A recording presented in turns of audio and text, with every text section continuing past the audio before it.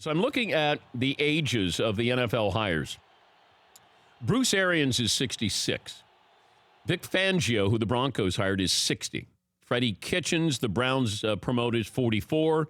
Adam Gase with the Jets is 40. Cliff Kingsbury, 39. Matt LaFleur is 39. Zach Taylor's 35. A lot has been made about you have all of these hires, no minorities were hired. You had minorities who were fired, no hires. And what is happening is you have quarterback coaches or offensive coaches who are getting promoted.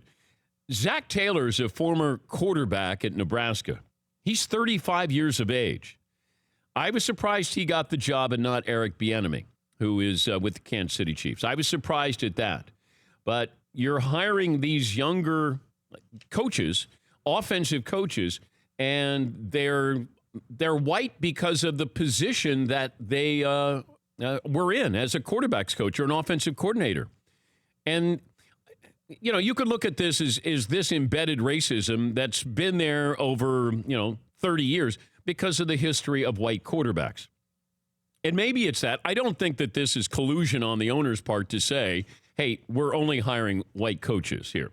But it's a bad look for the NFL. But I think it comes down to the people who are in these positions that they're trying to elevate and find the next Sean McVay are white. And they're former quarterbacks, a lot of these guys are. And so you're getting those positions, getting these hires, and I think it's just right now a coincidence that you have that because you're looking for that offensive-minded guy. Now, Vic Fangio is a defensive-minded guy, but everybody else on this list is a former quarterback, an offensive-minded guy, because that's what we're trying to find in the NFL. Yeah, McLovin. Yeah, I mean, when you think about it, 4 African-American defensive coordinators were let go this year. Marvin Lewis, Todd Bowles, Vance Joseph, and Steve Wilkes. So it clearly is a defense-offense thing for whatever reason. Yeah, you nailed it. It's these quarterback coaches. Byron Leftwich, by the way, Bruce Arians is going to make the offense. There aren't a lot of African-American offensive coordinators either. So that's something the NFL has to address because that seems to be the new path. But right? you also have the reason why is a lot of your offensive coordinators are former quarterbacks. Right. And they're white. Because for years, that was a position that was given to the white kids, right? Yeah. Yes. So, yes, you were discouraged from playing quarterback when you were in high school going to college. You'd be a defensive back. But that's the 60s, 70s, and 80s. That's what happened. So getting those opportunities, and I know much has been made about that, I think it's more of a coincidence of, or the timing of this, I should say. Because you went defensive-minded coaches a couple of years ago, and then they got fired. Now it's offensive-minded coaches, and they just happen to be, most of these candidates, happen to be white. Yes, McLevin. What do you think of this trend of getting the next Sean McVay, the hot young play caller? Is that really what you need?